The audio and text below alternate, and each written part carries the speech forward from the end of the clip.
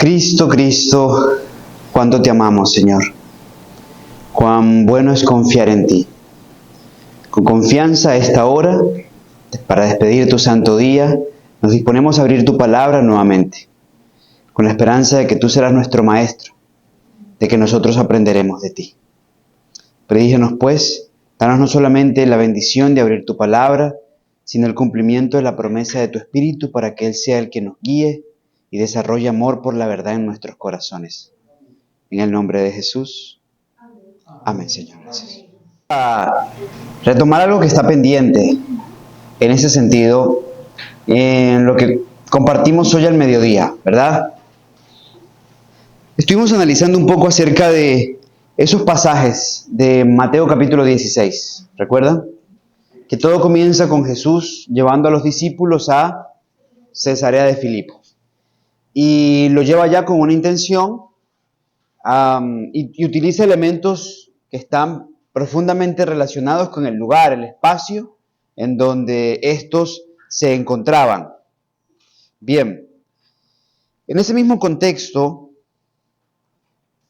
después de que Jesús habla de que las puertas del infierno no iban a prevalecer contra la iglesia, ¿se acuerdan? Porque la iglesia le iba a atacar, y aún así, y las puertas no iban a poder soportar. En ese mismo contexto, entonces, Jesús luego dice lo siguiente, en Mateo capítulo 16.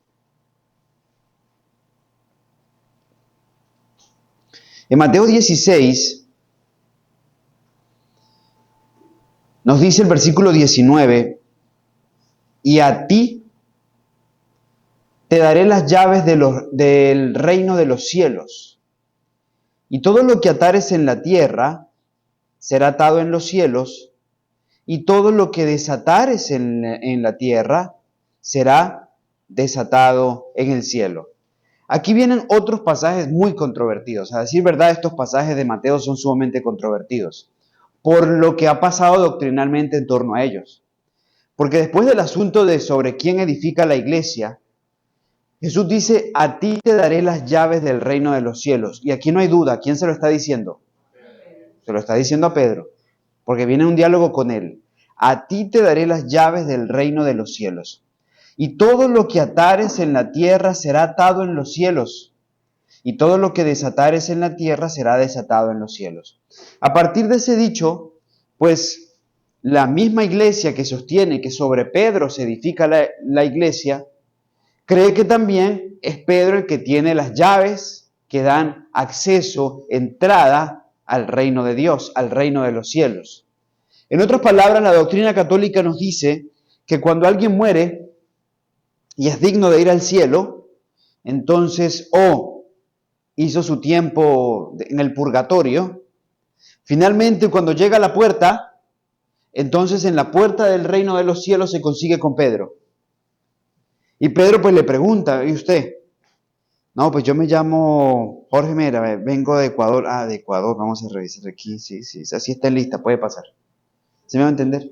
¿Y usted de dónde viene? No, pues yo me llamo Carlos Rivero, vengo de Venezuela. No, aquí venezolanos no. Venezolanos no, porque ustedes se han portado muy mal y aquí me van a hacer un problema. Entonces, las personas piensan que esto es el trabajo de Pedro, ¿cierto? Bien. Y la verdad es que esa no fue la intención de Jesús cuando dijo, a ti te daré las llaves del reino de los cielos. Aquí se refiere, ¿a qué se refiere? Y fíjense, y si es controvertida esa primera sentencia, la segunda, ¿qué les puedo decir?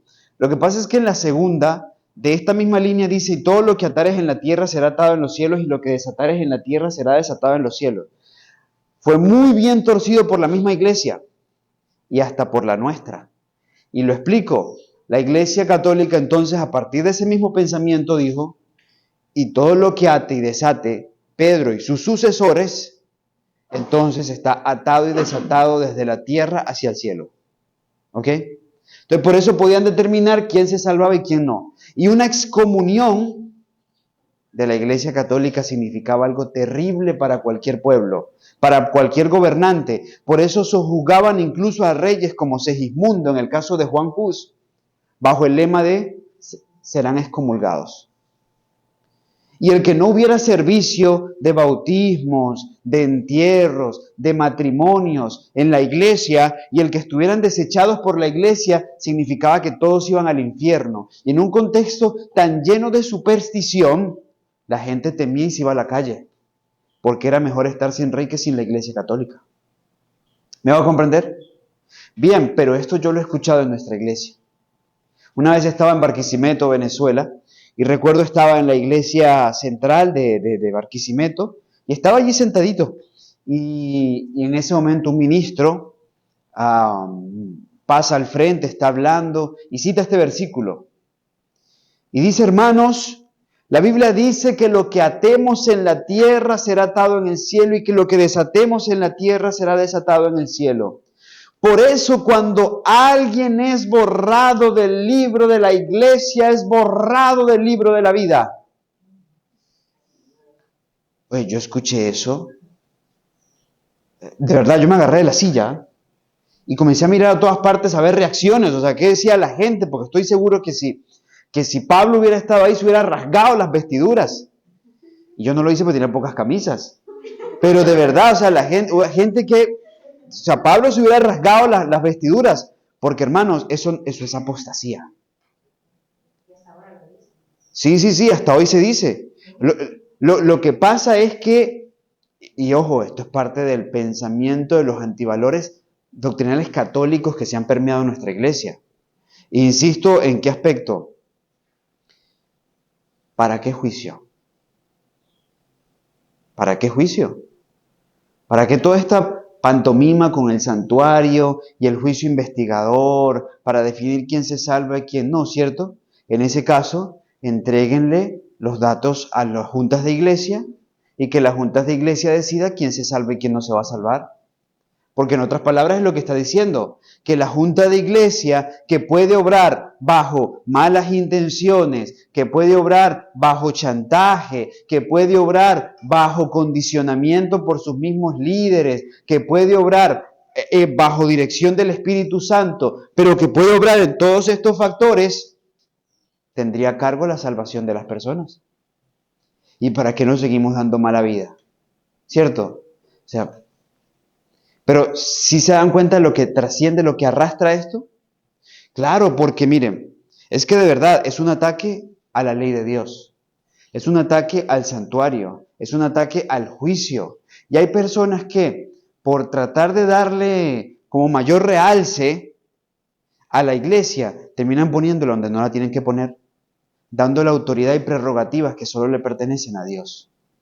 ¿Sí me hago comprender? Y no se trata de eso. Ahora, para mí el fenómeno dentro de nuestro pueblo es muy interesante y por eso digo mi reacción en ese momento. ¿Saben por qué? Porque en iglesias como esas se han dicho cosas así y luego yo mismo, algún otro predicador, ha dicho lo contrario 8 días después. Y la iglesia dijo amén al primer predicador y dice amén al segundo predicador y tú no sabes si es que lo entendieron ahora, si fue que lo entendieron antes o es que no han entendido a ninguno, pero cuando hace rima y verso, Javier, cuando hace rima y verso, dicen amén. ¿Se puede entender? Sí, porque parece que la gente en las iglesias reacciona en puntos específicos. Es decir, cuando usted eleva la voz o cuando dice algo como que, y es por eso que Jesús vendrá. Amén, ¿cierto? ¿Te parece que se juntan varios factores? La frase, la elevación, la modulación y la iglesia responde amén, aunque no esté procesando lo que se está diciendo. Me ha pasado, de verdad. Me pasó en Calarcá. Recuerdo en Colombia, un pastor estaba en ese distrito, el de aquel entonces, y él tenía un mensaje antinomianista, o sea, tenía un mensaje casi que contra la ley de Dios, porque no nada que hacer con la ley de Dios, ¿no?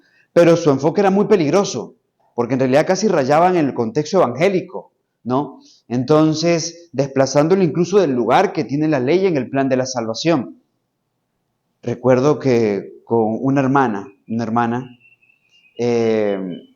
lo abordamos, ella inquieta con el tema, lo abordamos al pastor después, le dijimos, pastor, hey, eso no está bien, lo que usted viene haciendo en los últimos temas no está bien, está rebajando nuestra verdad en cuanto a la ley de Dios, la está atacando, prácticamente la está echando por el suelo. Y es cierto, nosotros no somos salvos por la ley, pero la ley es el ayo que nos guía a Cristo, su mensaje es peligroso, mucho más en el contexto en el que estamos. Bueno, pero yo recuerdo que ese sábado que él dio su último mensaje y que le atacaba y atacaba la ley, la hermandad decía, amén, amén, amén, en líneas generales. Y 8 días después, donde yo pasé al frente, después de haber hablado con el pastor, y dije todo lo contrario, la iglesia dijo, amén, amén, amén. Y yo de verdad, hasta el día de hoy, no sé, eso ya pasó hace como unos casi 4 años, hasta el día de hoy yo no sé si fue que me entendieron a mí, no le entendieron a él, o le entendieron a él, o me entendieron a mí, o no nos entendieron a ninguno de los dos. ¿Me hago comprender? Y lo único que hicimos los dos bien fue saber cuándo lograr que la gente dijera, amén.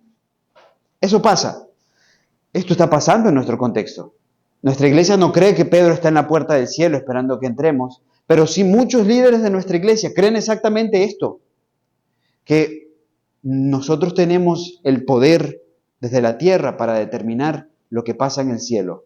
En ese sentido, en términos de salvación. ¿Me hago comprender? Lo cual, por supuesto, es peligroso, no es parte de los valores protestantes, es parte de los valores católicos, de los antivalores católicos. Pero retomamos esto. Abordemos el primer problema. Lo que atares tendrás las llaves del reino de los cielos. ¿Qué es esto que Jesús le dijo a Pedro? Bueno, vamos a analizarlo desde la perspectiva de Hechos capítulo 1 y por supuesto tenemos que analizarlo en el contexto de todo lo que Jesús viene diciendo en el libro de Mateo en el capítulo 16. Primero vamos a leer ese versículo de Hechos capítulo 1, versículo número 8. Hechos 1:8, texto base, nos dice lo siguiente. Pero recibiréis poder cuando haya venido sobre vosotros el Espíritu Santo y me seréis testigos en Jerusalén, en toda Judea, en Samaria y hasta lo último de la tierra. Nótese, miren, el texto nos está diciendo aquí, ese es el texto base y guía de todo el libro de Hechos de los Apóstoles. Porque el libro de los Hechos de los Apóstoles es las grandes hazañas que hicieron los fieles de Dios bajo el Espíritu Santo. O podríamos llamarlo las grandes hazañas del Espíritu Santo usando a los fieles de Dios. ¿Me hago comprender? Bien. Jesús dijo, recibiréis poder cuando haya venido sobre vosotros el Espíritu Santo. Esta es una promesa hermosa que trasciende de los discípulos hasta nuestros días. El cielo promete poder, porque no nos ha dado Dios espíritu de cobardía, sino de amor, poder y dominio propio. El poder no es por el que se pelean los políticos. Este poder no es la facultad de gobernar a otros. Es la promesa de Dios de devolvernos la facultad de gobernarnos a nosotros mismos, por el poder del Espíritu Santo. Y ya con ese poder iban a ser testigos, y noten el orden, en Jerusalén, en Judea, en Samaria y hasta lo último de la tierra. Básicamente, Cristo le estaba prometiendo a su iglesia el poder para derribar las puertas del infierno. ¿Me hago entender? Para que los que estuvieran atados al infierno en Jerusalén, en Judea, en Samaria y hasta lo último de la tierra pudieran salir de allá. Pero salen de allá y, ¿me hago comprender? Salen de allá y, ¿qué tiene que pasar con ellos? Importante definirlo, porque el asunto no es solamente que salgan del infierno, que salgan del pecado, que salgan del error, porque el mismo Jesús dijo que cuando una casa es liberada, cuando un demonio es expulsado, si la casa se queda vacía, o sea, si sigue en un campo neutral, ¿qué va a pasar? El demonio que salió, dijo Jesús, sale y dice, o sea, que salió va a decir, hey, aquello sigue vacío, vamos a volver y tomémoslo. Pero vuelve solo, vuelve 7 veces más fuerte, vuelve con 7 demonios. Y ojo, esto es un principio que aplica a la ley de la salud emocional, a las leyes de la salud física, a muchos temas. Lo más fuerte no es la caída, es la recaída. Aún en la enfermedad. Miren, cuando el Señor te ha perdonado y te ha liberado de la adicción a la pornografía, por decir un tema, y uno vuelve allá, Uno vuelve allá, ahora recuperarnos de esa recaída va a ser mucho más duro, porque ese demonio no regresa solo, regresa blindado, regresa acompañado. En el campo de la adicción, por eso se habla de lo peligroso de la recaída. Pero lo planteo desde esta perspectiva, en el contexto de la enfermedad. Recuerdo un paciente en Venezuela de nombre Román, un hombre de Valencia, una ciudad importante del centro de Venezuela, con mucho dinero, de la Venezuela próspera.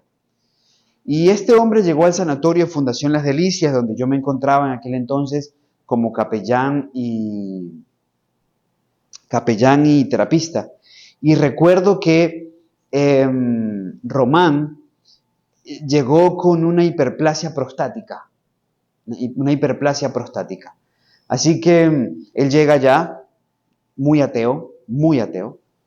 Y bueno, él por respeto, porque era un hombre muy culto, muy bien cultivado, asistía a las reflexiones, pero cuando yo le hacía terapias, pues también estaba con él en la parte de las terapias, él siempre me decía, no, conmigo no tienes que orar, simplemente haz lo que tú sabes que tienes que hacer. Y yo hacía la terapia, oraba más mentalmente y demás, y así fue todo ese ciclo. Pero Román era un hombre muy disciplinado, muy metódico, muy disciplinado. Bueno, miren, yo creo que habían pasado como un mes y el antígeno prostático disminuyó. Su antígeno prostático estaba muy bien, prácticamente ya no había problema en la próstata, se encontraba en muy buenas condiciones porque la próstata responde muy bien al tratamiento natural. Bien, entonces ese hombre salió de ahí así, bien. Pero él salió y todo lo que había dejado de hacer durante esas semanas, 4, 6, más o menos semanas que estuvo allá, lo echó por tierra porque se fue de vacaciones a Chile, comenzó a comer, volvió a sus malas prácticas, No se mantuvo en lo bueno, no llenó su ser de lo bueno. Volvió a las malas prácticas, se declaró sano. Al año regresó. Llegó en silla de ruedas. Ya no era una hiperplasia prostática, ya era un cáncer de próstata con metástasis al hígado y a los huesos. Llegó en silla de ruedas y con mucho dolor. A mí el hombre me recuerda a Nabucodonosor por varias razones. Recuerdo que vuelvo a estar con él, le hacíamos terapias. Por las noches eran muy duras, porque él ya tenía dolores fuertes por la misma metástasis. Y de repente recuerdo que comenzó a pedir que le leyera un salmo. Me dijo, Carlos, léeme un salmo, pero uno de esos salmos que no habla de muerte, uno de esos salmos bonitos. Y yo le leí el salmo. De repente me comenzó a decir, ¿por qué no oras? Y yo oraba con él y seguíamos con las terapias y demás. Y un día me dijo, yo voy a orar. Y él oró, pidió perdón a Dios por todo el tiempo que lo había rechazado, por su incredulidad, por su ateísmo. Aceptó al Señor Jesús, le aceptó al Señor Jesús. Y bueno, él murió tiempo después en su ciudad natal, en Valencia. Recuerdo que fuimos a acompañarlo pocos días antes de su muerte, pero ya con una perspectiva diferente, distinta, ¿no? La extrema necesidad del hombre, suele decirse, es la gran oportunidad de Dios. Pero recuerdo a Román, ¿por qué? Entre otras cosas, porque él es un claro ejemplo de que cuando uno es limpio, o sea, queda limpio, y no llena la casa de lo bueno, el mal que salió va a regresar, pero nunca regresa igual, siempre regresa acompañado. En la enfermedad regresó y no regresó igual, y se lo llevó en poco tiempo. Esto aplica en ese sentido. Uno puede sacar a alguien del infierno, siguiendo con las figuras espirituales que está usando Jesús. Y puedo sacarlo de allá, pero si lo deja simplemente afuera, el infierno lo puede volver a traer. Y ahora no lo va a dejar en la orilla, para que sea el próximo en salir. Lo va a llevar bien adentro. Por eso es que Jesús, después de decir que las puertas del infierno tenían que caer para que quienes estuvieran allá salieran, le dice a Pedro, y a ti te voy a dar la llave. ¿Pero la llave de qué? del reino de Dios.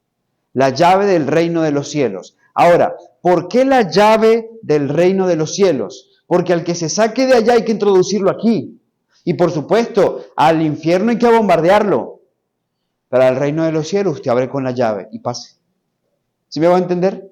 Bien. Ahora, ¿en qué aplica todo esto? ¿O cómo se conecta todo esto con Hechos 1:8? Lo explico. Este es el texto base y fíjense que rige todo el libro de Hechos porque dice que primero había que ir a Jerusalén, luego a Judea, a Samaria y hasta lo último de la tierra. ¿Qué es el libro de Hechos? Hechos capítulo 1, 2, 3, 4, la obra de Dios, del Espíritu Santo a través de los fieles en Jerusalén. 4, 5, 6 en Judea. 7, 8 en Samaria. 9, 10 en adelante hasta el resto del mundo. ¿Me hago comprender? O sea, el libro de Hechos es eso. Es el cumplimiento del versículo 8 del capítulo 1. Pero noten algo muy interesante. Primero, en Hechos capítulo 2, nosotros, ustedes recordarán, yo lo voy a parafrasear aquí con ustedes. En Hechos capítulo 2, Pedro, los 120 reciben en el aposento alto el Espíritu Santo, ¿recuerdan? Y aparece en forma como de lenguas repartidas en fuego. Y Pedro predica. Es el que es llamado en ese contexto a predicar. Y lo escuchan miles de personas, pero 3,000 de ellas se convierten. Porque ante la pregunta, ¿qué haremos? Él dice, pues arrepentíos, convertíos, bautícese cada uno para perdón de pecados y demás. Y entonces 3,000 personas creen y nace la iglesia. El reino de los cielos se abrió para los que estaban en Judea y en Jerusalén, porque Jerusalén es la capital de Judea. ¿Me hago comprender? Sí. ¿Quién fue usado por Dios para eso? Pedro. Jesús le dijo, tú tienes las llaves del reino de los cielos. Y en su contexto lo tenía. Así que ante el bombardeo de la iglesia naciente de Dios a las puertas del infierno, estas personas responden, aceptan el llamado, salen de allí y Pedro se encarga de direccionarlas al reino de los cielos. ¿Me hago entender? Bien, por cierto, aquí ocurre algo maravilloso, aquí ocurre algo precioso y que de verdad sumamente impactante en ese sentido. Cuando el Señor ha llamado a alguien a algo y cuenta con esa persona se consagra a Dios y se dispone a Dios, cosas hermosas, lo que tenga que pasar, pasa. Pedro tenía una limitación en ese contexto, que había mucha gente de diferentes pueblos, porque estábamos en la fiesta del Pentecostés, el día 5 o 6 del mes tercero del año 31, y estas personas hablaban diferentes lenguas. Estaban los que hablaban el latín, que era la lengua del Imperio Romano. Estaban los que hablaban griego, que era la lengua mundial, como el inglés hoy. Estaban los que hablaban arameo, que fue como la lengua que quedó dominando entre los hebreos después del exilio, era la lengua babilónica. Estaban algunos que aún hablaban hebreo. Estaban los que venían de Egipto, los que venían de Chipre. ¿Sí me hago comprender? Así que es un desafío significativo en el lenguaje. Pero cuando la iglesia de Dios se dispone, Dios dispone todos los medios necesarios para que su obra sea hecha. Y permítame explicárselos desde esta perspectiva. En una ocasión me encontraba en el altiplano peruano. El altiplano peruano es grande, abarca principalmente Puno, Juliaca, que hace parte del Puno, y el Cusco. Y estando en el Cusco, por allá a 4,100, 4,150 metros sobre el nivel del mar. Eso es mucho frío, eso es poco oxígeno, pero eso es como el llano, pero arriba, cerca de las nubes, es el altiplano. Hay unos pueblos en el Cusco hacia adentro, que hablan muy poco español. Uchucarco, Santo Tomás, de ahí en adelante. Y yo estaba en una de esas comunidades. Son gente principalmente quechua parlantes. Hablan quechua. Y recuerdo que estaba en una iglesia, era una iglesia de piedra, una iglesia antigua, y estaba predicando en ese lugar, y yo estaba junto con un muchacho que había sido mi alumno en Bolivia, y este chico era quechua parlante también, sus padres hablaban quechua, así que él había aprendido a hablar quechua y también hablaba español. Así que yo le digo a él, hey, acompáñame. yo quiero que tú seas mi traductor, sé mi traductor. Así que él estaba siendo mi traductor en ese sábado. Recuerdo que en aquel entonces estábamos en búsqueda de un lugar allá en el Cusco, pero ese sábado teníamos el compromiso de ir a predicar en ese lugar. Era una iglesia de personas adultas y ya en la senectud, en la vejez principalmente, también habían niños, pero bueno, la congregación estaba ahí, yo comienzo a predicar. Cuando yo comienzo a predicar, recuerdo que, mira, no habían pasado ni 15 minutos y yo ya había perdido la congregación. Como el 70% la tenía perdido. Sí, la mayoría estaba ejercitando su esternocleidomastoideo. Hacían más o menos así. Y de repente tiraban el cabezazo hacia arriba. Ustedes saben cómo es eso, ¿cierto? Como que uno se va rindiendo y de repente se acuerda que no me puedo dormir y tira el cabezazo hacia arriba. Ese ejercicio del esternocleidomastoideo. Otros estaban como esos muñequitos que hace tiempo estuvieron de moda y que la gente los ponía en el carro. ¿Sí? Que la cabecita iba para un lado y para otro, para un lado y para otro. Bien. Otros estaban esforzándose para lograr verme y entender el mensaje. Parece que se estaban enfocando. Bien. Ya tenía perdida la congregación y el otro 30% pintaba más o menos para lo mismo. Y les voy a decir qué pasaba. Lo que pasa es que cuando uno predica con traductor, el mensaje no depende solo del predicador, sino también del traductor. Porque el predicador puede que haga mucho énfasis y fuerza en el mensaje, y bien, le ponga vida y quiera hacer ilustraciones, pero si no pasa con el traductor, el mensaje que tiene que fluir así, no, ahí se estanca y no sigue. ¿Me hago entender? Y eso me estaba pasando. Y yo no culpo a ese chico porque él no era traductor. No tenía la culpa de hablar los dos idiomas y no estaba familiarizado con el asunto. Yo básicamente le decía, yo lo voy a hacer así, tú respondes así. Yo hago así, tú respondes así. Bien. Miren, yo recuerdo que en ese momento yo me sentía muy frustrado, porque dije, aquí no está pasando nada y no va a pasar nada. Y yo decido en ese momento dejar de usar al traductor. Así que yo no uso al traductor. Yo sigo hablando y hablando y hablando y hablando. Y hasta el punto que él se dio cuenta que ya no lo iba a usar más y se fue y se sentó. Y yo seguí predicando, pero de repente noté algo muy bonito, que la gente se estaba despertando. La gente se iba despertando. Y yo dije, bueno, quizás entienden más español de lo que yo imaginaba. Pero por lo menos me entendieran o no, me estaban mirando. Me sentía mejor, ¿me hago comprender? Bien, me sentía mejor porque estaban atentos. No le estaba predicando a los ángeles, le estaba predicando a ellos. Entonces, bien, y yo seguí predicando y predicando. Y miren, quienes han predicado entienden esto. Uno siempre ora mucho cuando uno va a predicar, a compartir. Yo por lo menos oro mucho antes de predicar o compartir. A mí me da miedo predicar. Muchos dicen eso es mentira, no, sí es verdad, pero le voy a decir que no es un temor escénico. Para mí no es miedo escénico. Yo arrastro un temor. A mí me da miedo enseñar porque me da miedo enseñar algo que pueda desviar a una persona. ¿Me hago comprender? A mí me da temor, me da terror enseñar algo que pueda desviar a una persona del camino de la salvación. Así que antes de predicar, reviso, vuelvo a revisar, ¿estás seguro? Vuelvo a revisar, sigo revisando, me hago comprender y oro mucho a Dios en ese sentido. Y aunque uno ora, hay temas de forma especial donde uno siente un feeling con el Espíritu Santo. Tú sientes de forma especial que está siendo cómplice ahí, que está ahí. Y lo comencé a sentir, a palpitar en ese aspecto. Y se percibía en el ambiente. Y aunque no tenía pensado, terminé haciendo un llamado. Y la gente respondió el llamado y los corazones estaban conmovidos. Y fue un momento realmente muy hermoso, muy lindo. Bueno, yo terminé de predicar. Y recuerdo que después de terminar de predicar, yo fui y me senté atrás, detrás del púlpito. Yo sé que la tradición en las iglesias siempre es que uno termina y el primero que sale es el predicador y el predicador recibe a todas las personas.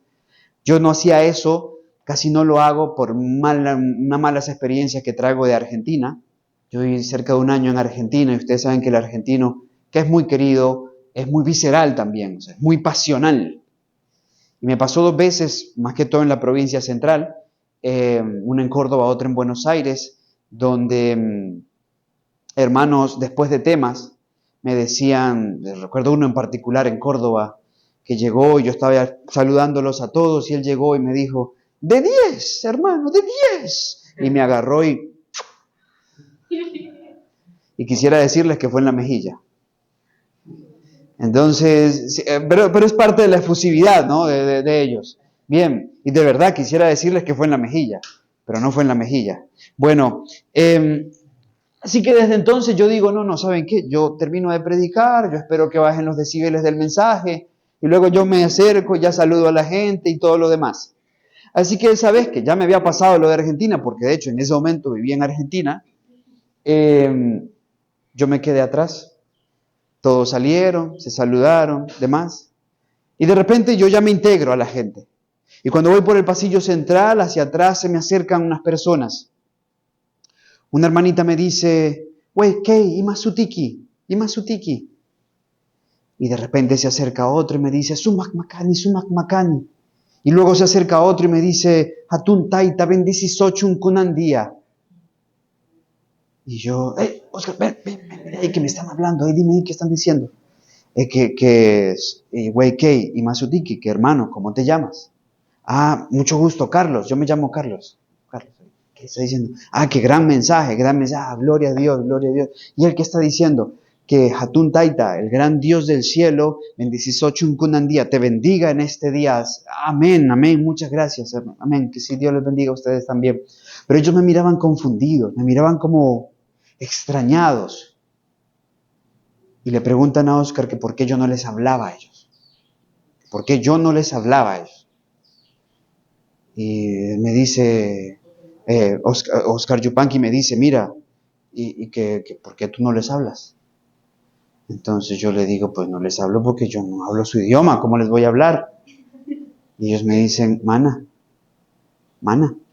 no, tú sí hablas nuestro idioma. Porque desde que Él no te tradujo, tú siempre hablaste nuestro idioma. Miren, yo hablé esta lengua. Yo no hablé quechua. Yo hablé esta lengua, la que les estoy hablando a ustedes. Y cuando le pregunté a mi compañero, ¿tú qué me escuchaste hablar? Me dijo, no, tú hablaste esta lengua. La inspirada no fue mi lengua. El inspirado fue el oído de ellos. Porque el Espíritu Santo hizo de traductor en el momento. Y ellos escuchaban el mensaje en su lengua mientras yo hablaba en la mía. ¿Me hago comprender? No, aún se me eriza la piel cuando cuento esas cosas hermosas que hace el Espíritu Santo de Dios. Porque de verdad estábamos en un punto sin poder avanzar. No había más que podríamos hacer. El Espíritu Santo tenía que tomar el control para que la obra que Él quería se fuera hecha ese sábado en esa iglesia pudiera ser hecha. Y fue hecha. ¿Pero por qué lo cito? Porque guardando distancias, que las hay, cuando Pedro predica en este sermón, Pedro no está hablando en la lengua de la gente. Pedro no está diciendo, ahora en arameo, ahora en latín, ahora en griego. Pedro está hablando en su lengua. Cada uno está entendiendo en la suya. ¿Me hago comprender? La obra del Espíritu Santo estuvo en el oído de aquellos que estaban escuchando el mensaje.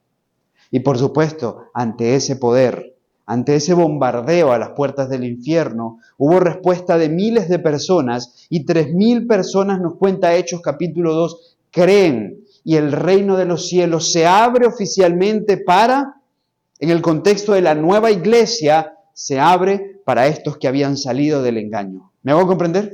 Bien, ¿quién predicó? Segundo ejemplo de llave. Hechos capítulo 8. Porque luego seguimos viendo a Pedro activo. Pedro está en el capítulo 3, ¿se acuerdan? Aquel paralítico que está en la puerta de la Hermosa. Y él le dice, no tengo oro ni plata, pero lo que tengo te doy. Y lo levanta y luego predica. Y miles más se convierten. Él sigue activo en Judea, en Jerusalén, en fin. Pero miren cómo ahora las puertas se abren hacia Samaria. Porque en Hechos capítulo 8 nos dice que los samaritanos comienzan a creer por la predicación de Felipe. Ojo, algo importante. Lo que estaba cosechando Felipe, lo que estaba cosechando Pedro, viene de la siembra que había hecho el mismo Jesús, ¿no? Ahora, Hechos 8 nos dice que Felipe está predicando en Samaria, ¿sí? Y hubo gran respuesta a ese ministerio.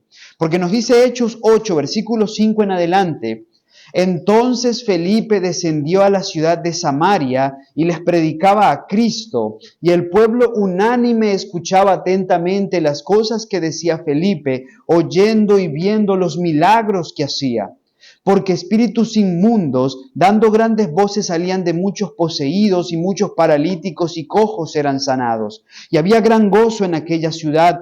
Pero había un hombre llamado Simón, el cual había ejercido la magia en aquella ciudad. En fin, la Biblia nos está diciendo que Felipe estaba haciendo un gran trabajo en Samaria. Y los samaritanos respondieron al mensaje. Y entonces, ¿qué ocurre? Dice el versículo 14. Y los apóstoles que estaban en Jerusalén, habiendo oído que Samaria había recibido la palabra de Dios, les enviaron ¿a quién?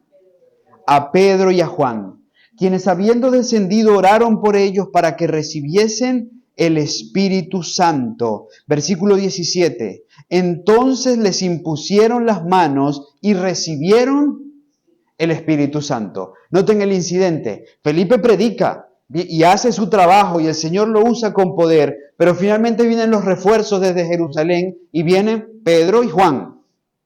Otra vez Pedro. Y Pedro entra en escena y Pedro les predica, Pedro ora por ellos, les imponen las manos y reciben el Espíritu Santo. Aquí la llave volvió a estar en acción. Se volvió a abrir el reino de los cielos. Y ahora, para que comenzaran a entrar los samaritanos. ¿Me hago comprender? Muy bien. Tercera llave, Hechos capítulo 10. La historia nos dice que Pedro es llamado a la casa de Cornelio. ¿Se acuerdan? Sí.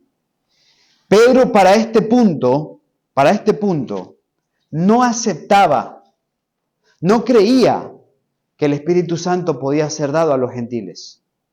Los samaritanos, bueno, porque los samaritanos eran medio puros, es decir, todavía tenían la mitad de la raza del antiguo Israel, ¿me hago comprender? Pero un gentil, Pedro no entendía, no aceptaba que el Espíritu Santo podía ser dado a los gentiles. Y bueno, y es que así trabaja Dios con nosotros a pesar de nuestras imperfecciones, a pesar de nuestra estrechez de mente en ciertos aspectos o nuestra mente cuadrada en algunos otros, como en el caso de Pedro. Bien, pero ahí está Pedro. Y es Pedro el primero que entra en escena cuando, en medio de la visión que Dios le da, estando en la casa de Cornelio, y en el contexto que ya conocemos de esa historia, Cornelio y el Espíritu Santo caen, Pedro predica en la casa de Cornelio y el Espíritu Santo cae sobre los gentiles por primera vez. El reino de los cielos se abre al mundo gentil. Entre estos se encuentran los primeros gentiles convertidos. ¿Me hago entender? Oficialmente se abre el reino de los cielos al mundo de los gentiles. Ya Saulo se había convertido en Hechos capítulo 9 y en Hechos capítulo 11 comienzan las grandes epopeyas de Saulo, Bernabé y todos los demás que se encargan de llevar de forma específica y especial el evangelio a los gentiles. Pero ¿quién abrió la puerta? Pedro. ¿Entienden por qué Jesús le dijo: a ti te daré las llaves del reino? Claro, porque él iba a tener un rol trascendental en esas puertas que se abrirían. Primero, a los de Judea y Jerusalén, para que entraran a la ahora sí iglesia cristiana. Luego, a los samaritanos, para que los samaritanos también entraran a la iglesia cristiana. Y tercero y último, a los gentiles. ¿Hizo Pedro todo el trabajo? No. ¿Las llaves son exclusivas para Pedro? No, pero desde entonces el reino de los cielos está abierto para judíos, para samaritanos y para el resto del mundo. Y por eso usted y yo también tenemos acceso al reino de los cielos. Y a nosotros también el Señor nos dice que podemos trabajar para que esos que salgan cuando caen las puertas del infierno puedan entrar al reino de los cielos. ¿Me hago comprender? Y es la intención de Jesús en el contexto de su iglesia, que en esencia es, podríamos decir, un segmento donde hay un énfasis especial a la iglesia. Noten, viene a mi mente una declaración y está en perfecta armonía con ello. A ver, esto está en Hechos de los Apóstoles en el capítulo 1. El libro Hechos de los Apóstoles, del Espíritu de Profecía. Y yo creo recordar dónde tengo esa cita. Vamos a verla.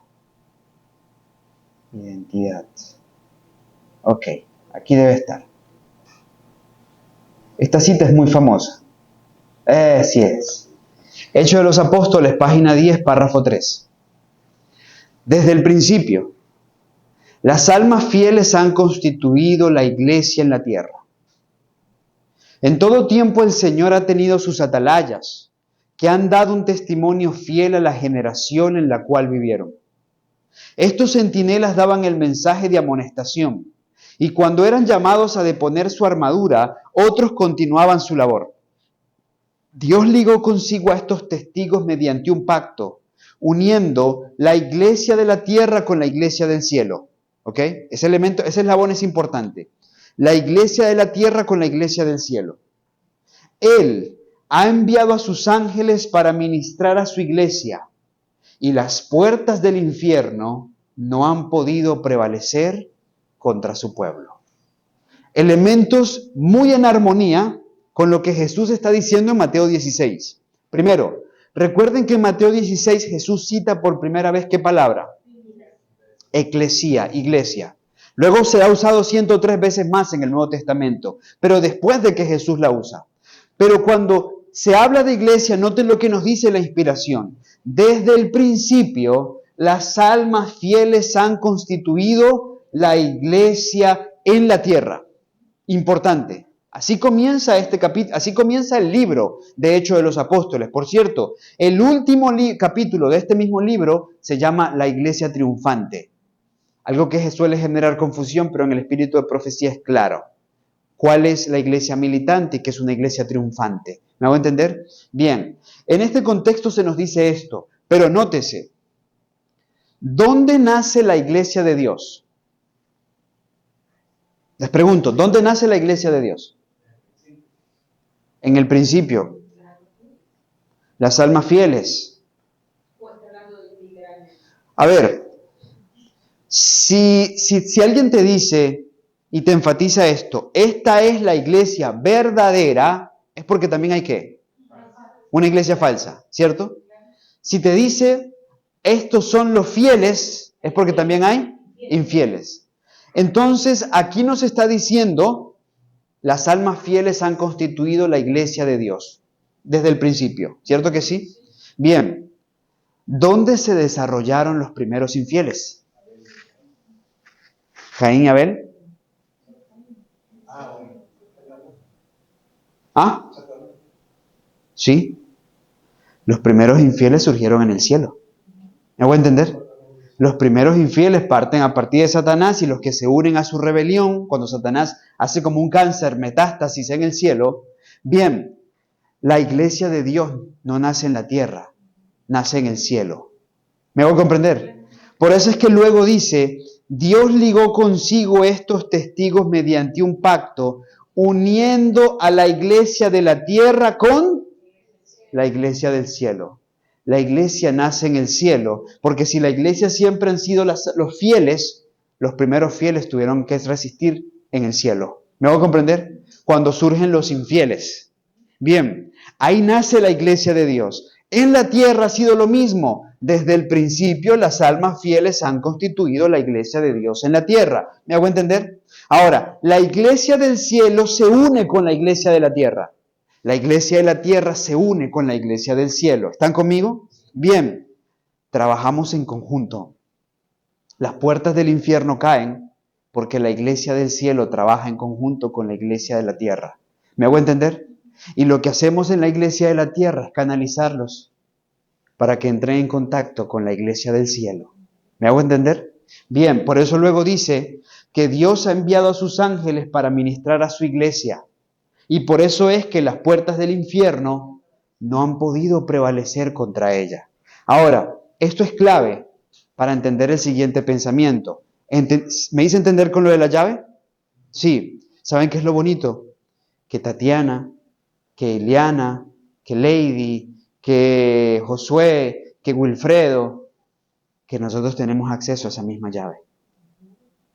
Para que los que salen del infierno puedan entrar. en el reino de los cielos. ¿Me hago comprender? Sí.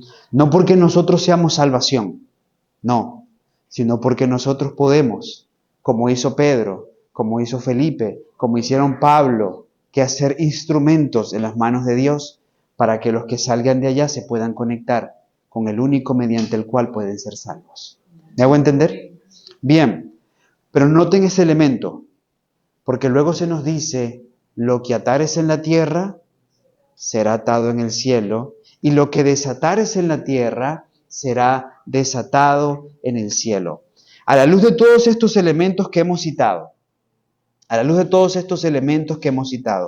¿qué es lo que se propone Jesús dar a entender al respecto? Primero, esto era una expresión que se conocía muy bien en aquellos días, porque entre los rabinos judíos, atar y desatar eran expresiones jurídicas comunes. Atar significaba prohibir, declarar incorrecto o excluir. Y desatar significaba permitir, declarar lícito o absorber. No se referían principalmente a atar demonios ni a pronunciar decretos arbitrarios, sino a ejercer autoridad para tomar decisiones relacionadas con la comunidad de la fe y la aplicación de la voluntad de Dios. Las llaves, por ejemplo, representan autoridad delegada. En la Biblia, las llaves significan autoridad administrativa. Lo podemos ver en Isaías capítulo 22, versículo 22, ya que nos habla de la llave de la casa de David. A David se le entregó el reinado, el linaje de los reyes. Cuando Jesús entrega las llaves, no está cediendo su soberanía, y es importante entenderlo. Está confiando a sus discípulos la responsabilidad de anunciar el evangelio y administrar los asuntos de la iglesia. ¿Están conmigo? Bien, Pedro, por ejemplo, ejerció esa función al abrir las puertas del evangelio, como ya lo vimos, en Hechos capítulo 2, en Hechos capítulo 3, en Hechos 8, en Hechos 10. Pero esa misma autoridad fue dada a todos los discípulos. Claro, porque, por ejemplo, eso de atar y desatar no quedó restringido a Pedro. El mismo Jesús en Mateo 18, versículo 18 dice, de cierto os digo que lo que atéis en la tierra será atado en el cielo y lo que desatéis en la tierra será desatado en el cielo. Mateo 18, 18, o sea, él repite lo mismo que vimos en Mateo 16. Por lo tanto, la autoridad, que es importante, no era exclusiva de Pedro, pertenecía a la comunidad apostólica y en un sentido derivado a la iglesia que actúa bajo la dirección de Cristo, quien es el soberano de la iglesia. Ahora, ojo, esto no significa que el cielo, la iglesia del cielo, como leímos, ratifique decisiones arbitrarias. Porque el sentido del texto no es la iglesia decide algo en la tierra y entonces el cielo está obligado a obedecer. ¿Me hago entender? Ese no es el sentido del texto. La idea justamente es la contraria, es la iglesia debe actuar en armonía con lo que ya ha sido determinado por Dios. ¿Me hago comprender? Es lo contrario en la idea del texto. Aquí es donde muchos quizás en el griego difieren muchos de los estudiosos del griego difieren en torno a la correcta traducción de esa expresión. Porque en el sentido original, lo que se está diciendo más bien es esto: lo que ates en la tierra habrá sido atado en el cielo. ¿Me hago comprender? No es lo que ates en la tierra será atado en el cielo, sino lo que ates en la tierra ya habrá sido atado en el cielo. ¿Por qué? No es la iglesia de la tierra la que le dicta a la iglesia del cielo lo que ésta tiene que hacer. Es la iglesia del cielo la que le dicta a la iglesia de la tierra lo que ésta tiene que hacer. ¿Me hago comprender? Jesús viene hablando de la dinámica de la iglesia. Por entender mal textos como estos, es que se desarrollaron fenómenos que nos han alcanzado hasta nuestros días, donde parece que es la iglesia la que le dice a la Biblia lo que la Biblia tiene que decir. Cuando en realidad es la Biblia, es la palabra de Dios a través de los profetas la que le señala a la iglesia lo que ésta tiene que decir, hacer y enseñar. ¿Me hago comprender? Entonces el sentido de lo que está diciendo Jesús aquí en cuanto a su iglesia es precisamente eso. Y les doy un ejemplo práctico. Y vamos cerrando precisamente con estos puntos. En Hechos capítulo 15, donde se da el primer concilio en Jerusalén, los apóstoles y ancianos tomaron decisiones doctrinales para la iglesia. Ellos no actuaron por autoridad propia, sino que buscaron la aprobación divina. ¿Qué terminaron ellos diciendo? Hechos capítulo 15, versículo 28. Hechos en el capítulo 15, en el versículo 28. Primer concilio de la iglesia dice: pues ha parecido bien al Espíritu Santo y a nosotros no imponeros ninguna carga más que estas cosas necesarias. ¿Qué está diciendo? Nosotros hemos resuelto lo que el Espíritu Santo ha señalado. Es decir, es la iglesia del cielo la que le dictamina a la iglesia en la tierra lo que ésta tiene que decir y hacer. ¿Me hago comprender? Ellen White explicó con mucha claridad esto del tema de la autoridad, ya que para ella, por supuesto, fue muy importante este asunto y mucho más en el contexto de la iglesia adventista. En el deseado de todas las gentes, en el capítulo 48, ella misma comentando esto dice: la sentencia pronunciada por la iglesia sobre aquellos que persisten en el pecado será ratificada en el cielo cuando se haya seguido fielmente la instrucción dada por Cristo. ¿Qué está diciendo? Lo que la iglesia determina en cuanto a un pecador, vamos a borrarlo, vamos a desfraternizarlo, solo cuenta con el respaldo del cielo cuando esto, dice palabras textuales, haya sido hecho siguiendo fielmente la instrucción dada por Cristo. Pero en un contexto como en los nuestros, donde hermanos han sido borrados por practicar la reforma pro salud, hermanos han sido borrados por predicar en la salida al campo, que pregunto, ¿no son estas parte de las verdades que nos han dado Dios? Sí, son parte de las verdades que Dios nos ha dado. Y han llevado a muchos a ser borrados de sus iglesias. Se puede considerar estos borramientos, estas excomulgaciones, estos apartamientos de la iglesia que se han hecho oficialmente como algo que ha seguido fielmente la instrucción de Cristo. ¿Por qué razón? Porque fueron expulsados por predicar o hacer lo que mismo Cristo anunció a través de sus profetas. ¿Me hago entender? Y eso es importante también tenerlo presente para evitar la aprobación de actitudes arbitrarias que no están en armonía con lo que Cristo ha dictaminado para su iglesia. Por lo demás, me siento bendecido de ser parte de la iglesia de Dios del tiempo del fin. Amén. Porque aunque trémula, frágil, débil, es el objeto de especial atención de nuestro Dios. Una iglesia, ojo, estoy hablando en el sentido que venimos compartiendo. Una iglesia que me motiva a ser hoy más que nunca fiel. A permitir que por la obra del Espíritu Santo se consumen en mi vida las grandes características que han sido señaladas para el remanente. Guardan los mandamientos de Dios, tienen el testimonio de Jesucristo. La paciencia de Dios, la paciencia de los santos, la fe de Jesús, los mandamientos de Dios. Ahí están nuestras características. Y debe ser la disposición de nuestro corazón permitir que Dios haga esto una realidad en nosotros, para poder ser parte de esa iglesia. Esa iglesia que bombardea las puertas del infierno. Esa iglesia que canaliza a los que salen de ahí hacia el reino de los cielos. Y esa iglesia que trabaja bajo la dirección, en complicidad y en armonía con la iglesia del cielo. Dios les bendiga, jóvenes. Dios les bendiga, hermanos.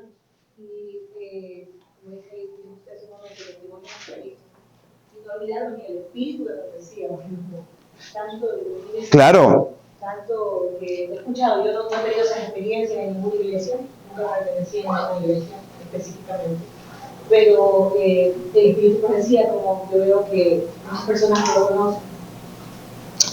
Es uno de los pasajes más tristes que estamos enfrentando hoy. Pero no hace más que confirmar lo inspirado que ha sido Ellen White. Odio satánico a los testimonios. Odio satánico a los testimonios. Miren, si hay un campo en el que, por la gracia de Dios, me he podido especializar, ha sido en el tema del don profético. Recientemente estaba en una escuela en Brasil, muy buena escuela en Brasil, llamada IAG, enseñando precisamente esto, grabando unas clases también para un programa virtual que han sacado, que va a salir en 3 idiomas, español, portugués e inglés, sobre diferentes temas bíblicos, y me correspondía entre varias clases la clase del don profético. Fue quizás también la enseñanza que más demandó de mi parte estudio. Yo soy comunicador social, yo me formé fue más en el campo del periodismo. No, yo no me formé en el campo teológico. Yo he estudiado la Biblia como oración y pidiéndole a Dios que me enseñe, pero yo no me formé como pastor. Y recuerdo que cuando yo regreso a las filas del adventismo, en el contexto de esta escuela misionera en Venezuela, yo quería saber si de verdad esto era la verdad. Y yo comencé a agarrar cada una de las creencias, nuestras 6 doctrinas, y de esas 6 doctrinas se derivan estas 28 creencias, y comencé a agarrarlas una tras otra, hasta que llegué a la 18, el don profético. Y cuando llegué ahí, naturalmente no me cerraba. Yo decía, mira, lo que pasa es que para mí, yo soy muy protestante, y para mí la escritura es solo la Biblia y solo la Biblia. Entonces, pero vamos a revisarlo. Y la Biblia da el test, ¿cómo se prueba un profeta? Y yo recuerdo, muy al estilo periodístico, tenía una pared blanca hacia el frente. Y yo recuerdo haber pegado 3 postales. Y comencé con 3 postales. Elena White, Joseph Smith, profeta de los mormones, y Nostradamus, un profeta secular. Luego los fui agrandando, porque luego coloqué a Erninol, luego coloqué a Víctor Jutef, estos supuestos profetas que han salido de alguna forma del adventismo. Jutef es el de los davidianos, el de la vara del pastor. Entonces, y comencé con el trabajo investigativo a la luz de las pruebas del profeta. Y comencé a revisarlo. La mayoría cayó temprano, rápido, con las primeras pruebas. José Smith cae muy fácil. Se cae fácil bíblicamente. Nostradamus mucho más fácil todavía. Y luego con Jutef, viendo sus inconsistencias, sus falsas profecías en su libro Códigos y Símbolos o The Shepherd Road Series y demás. Y fueron cayendo y fueron cayendo. Y cada prueba me quedaba la abuelita, y me quedaba la abuelita, y me quedaba la abuelita, y me quedaba la abuelita. Hasta que finalmente, pues todos se quedaron en el camino rápido. Y Ellen White pasó todas las pruebas. Con mucha objetividad. Yo no tenía el deseo de que ella fuera profeta. ¿Me hago comprender? No, o sea, yo no hice ese estudio con la intención de demostrarme que ella era profeta porque eso era lo que yo quería. ¿Me hago comprender? No, lo abordé con mente crítica, con mucha objetividad, pero también con el deseo de que Dios me enseñara. Porque estaba dispuesto a aceptarla como profeta si era profeta. ¿Me hago entender? Y fue pasando todas las pruebas, hasta un día que dije, Señor, gracias. Tenemos mensajera, tenemos profeta. Desde entonces, el Señor me ha permitido seguir ahondando en ese tema y he visto el odio satánico a los testimonios y cómo se desarrolla en nuestro contexto, pero de forma fuerte. O sea, recientemente me llamaron de una iglesia en Chile, en Chillán, Chile, una iglesia de nuestro pueblo, a predicar. Y bueno, y todo estaba marchando muy bien y demás por la recomendación, por todo. Pero de repente un anciano, líder de una de estas iglesias, dijo, hey, no, yo no estoy dispuesto, no estamos dispuestos que él venga.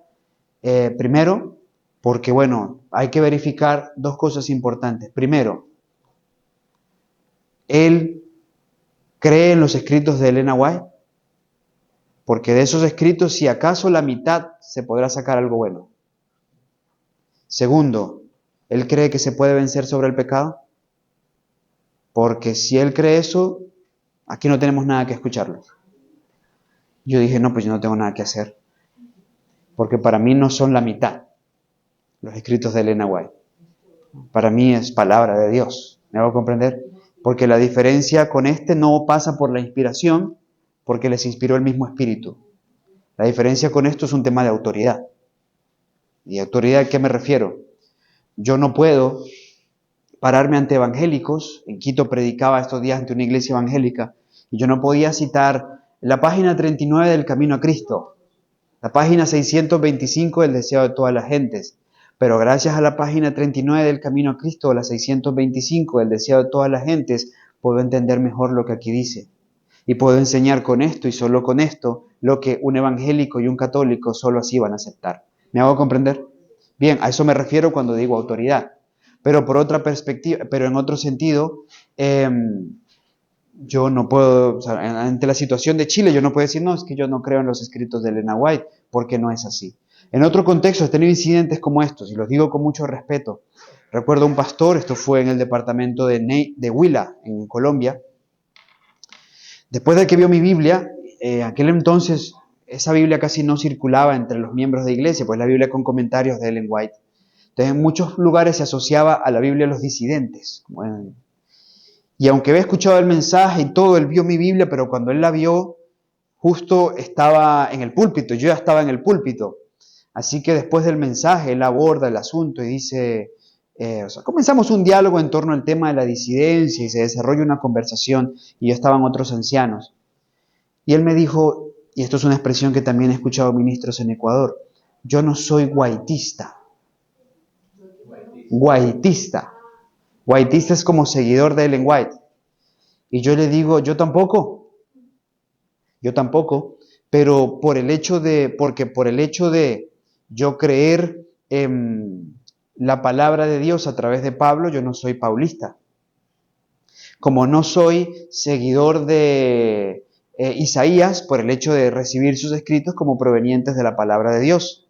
Creo en Dios y en sus profetas. Y creo que la Iglesia Adventista ha recibido el don especial del espíritu de profecía en la persona de Elena White. Entonces me decía, no, yo no soy whiteista porque eso es de los disidentes. Entonces yo le dije, pastor, con todo respeto, pero usted sí es disidente. Y me miró así. ¿Ahora sí es verdad? Ahora sí es verdad, ahora yo soy el disidente. Yo le dije, claro, usted es disidente. Primero, es que uno no puede repetir expresiones sin conocer lo que esto significa. Vamos a buscar la traducción, que es disidente. Y busqué que era disidente. Listo. Mire, al usted no creer en la creencia fundamental número 18 de nuestra iglesia, que dice que hemos recibido la revelación especial de Dios para nuestro tiempo en la persona de Ellen White, usted es un disidente. Y yo no, porque yo sí creo. ¿Sí me va a comprender? Y es verdad, no, yo no le mentí, es real. O sea, un disidente no es disidente por comer sano, porque en la doctrina de la iglesia está la que habla de que nuestro cuerpo es templo del Espíritu Santo y tenemos que cuidarlo. Y por eso se menciona el café, el tabaco y todo lo demás. Y el que habla de la vida en el campo tampoco es disidente si ese es su mensaje, o sea, si ese es de lo que se le está acusando por hablar de vivir en el campo, porque eso es parte de lo que hemos recibido gracias a los mensajes que tenemos de Dios por parte de los profetas. ¿Sí me hago comprender? Bien. También tengo que decir que efectivamente, porque Satanás siempre lo ha sabido usar, cuando Dios provoca un gran revivamiento o trata de reavivar en su pueblo, Satanás va siempre a contrarrestar con los extremos y el fanatismo.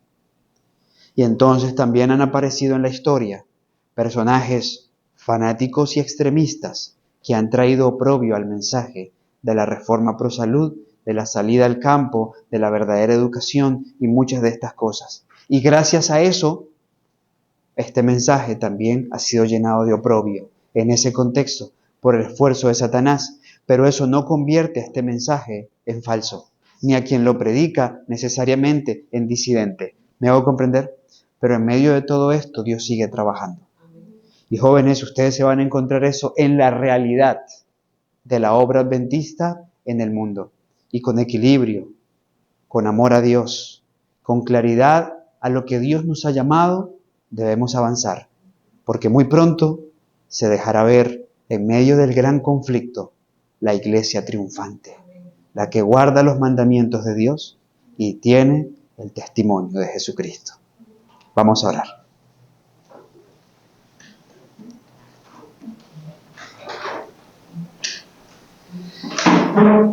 Señor Dios Todopoderoso, Te doy las gracias por el privilegio que nos das de poder estudiar tu palabra, revisar todos estos aspectos que inquietan en torno a lo que hoy sucede en tu obra, Señor, pero sobre todo porque nos llenas de promesas, promesas que llenan nuestro corazón de esperanza, de la seguridad de que estás con nosotros, tu pueblo, de que estarás acompañando, dirigiendo y habilitándonos en la obra de liberar a las personas del engaño, del error, de las tinieblas del infierno, para que puedan volver a ti, Señor, entrar en el reino de los cielos en una experiencia de salvación. Gracias por eso. Gracias porque la promesa es fiel. Tú has estado con tu pueblo y estarás con nosotros hasta el final. Clamamos, Señor, por tu iglesia en el mundo entero, por tus fieles, por quienes ocupan cargos de responsabilidad en la iglesia adventista del séptimo día, Señor, para que sigas obrando en sus corazones, para que muevas, Señor, aquellos que tengas que mover, para que despiertes aquellos que hayas de despertar en todo el pueblo adventista en el mundo entero, para que tu iglesia cumpla su gran misión, tu propósito, y este mensaje sea predicado en el mundo entero, y entonces podamos verte regresar en gloria y majestad. Es nuestro anhelo, Señor. Pedimos que esta semana que inicia pueda ser una semana de aprendizaje, de cercanía contigo, de crecimiento, que sea una semana de victoria sobre nuestras tendencias heredadas y cultivadas. Pedimos estas cosas confiando y descansando en el gran amor que expresas por nosotros y en el nombre de Cristo Jesús. Amén.